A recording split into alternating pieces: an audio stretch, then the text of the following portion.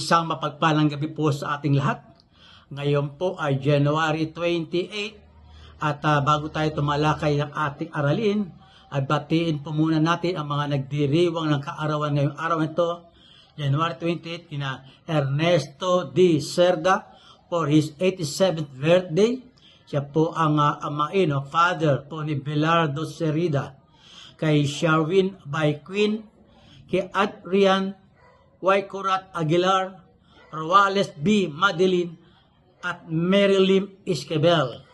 Ganin din po sa mga nagdiwang ng kaarawan kahapon, January 27, belated birthday greetings po kina Richard Borbe, Ramil SBP, Lee Jaime Pamilara na aking kabarangay, Kurt Adam Listen, Noel Parella Moreno, at kay Sabers Rose Morabilia.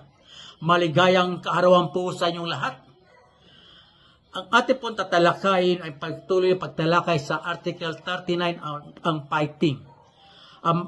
Ito po ang example ng ating tatalakayin sa araw ito mula sa OBRI 39-6. Ang sabi po doon sa example na yon, A1 and B1 start a fight on the court.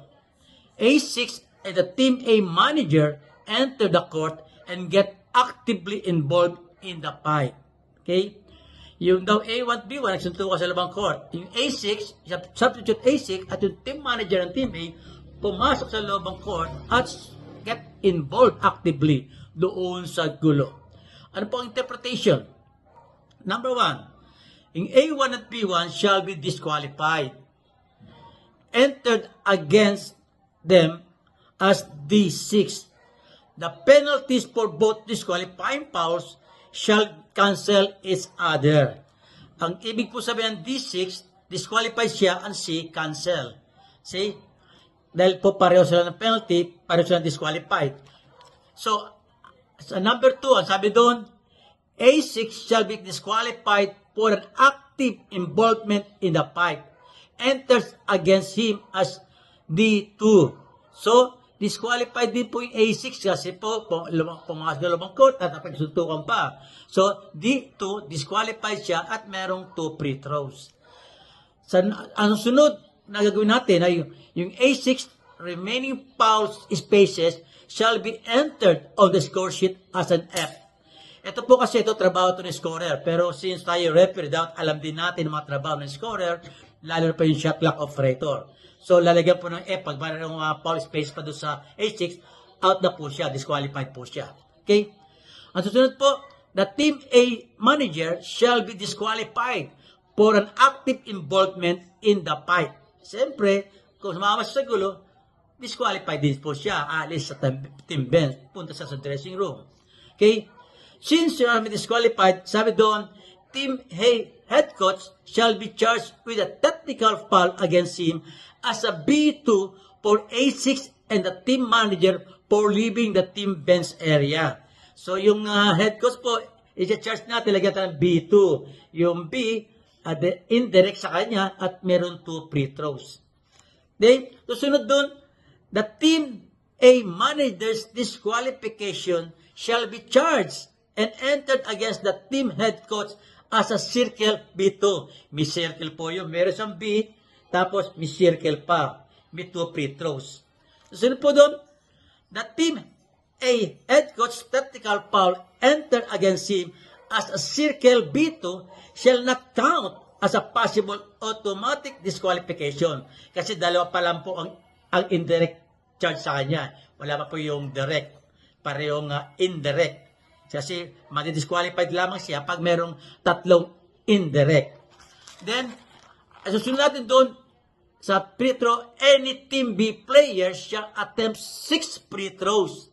And the head coach shall designate the free throw shooter with no line-up. 6 po ang free throw na gagawin ng Team B players. Kaya, ang mag-designate yung head coach. Bakit po 6? Ito po yon. 2 free, sa letter A, 2 free throws for Team A head coach tactical foul for A6 and team manager for leaving the team bench area.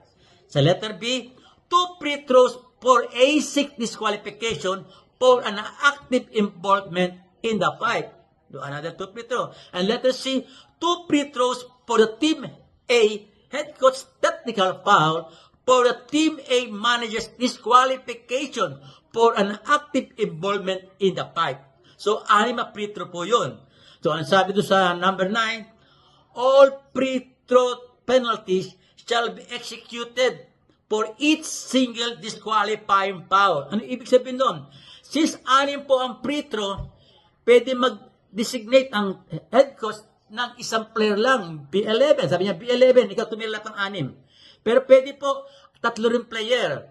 Sa first set, yung 2 free throw, pwede B11. Sa second set, na 2 free throw, pwede yung B9. Sa third set, yung 2 free throw, pwede yung B12 kung gusto niya patirahin.